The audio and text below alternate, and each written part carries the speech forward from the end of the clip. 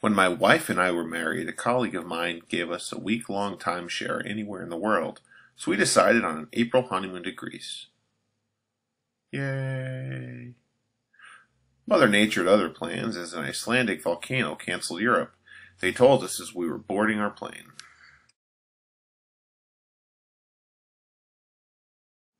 That June, we finally had a chance to go. We made it to Athens.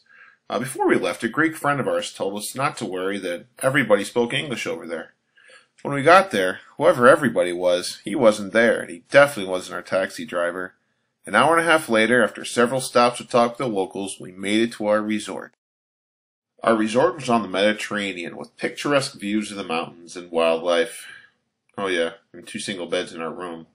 Anyway, our first day to Athens was beautiful. We saw the Acropolis, and again, couldn't find everybody, so we waited for 3 hours till we could find the right bus.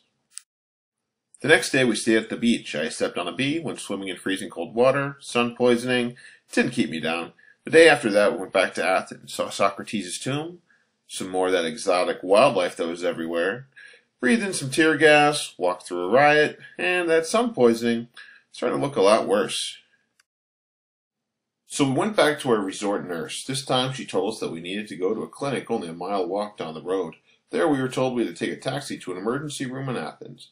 We made it to a European hospital with all the modern conveniences of sharing a room with 12 other people, one of whom soiled themselves, running errands for the doctors, but at least we found a doctor who spoke English. He learned it from his one trip to Disney World.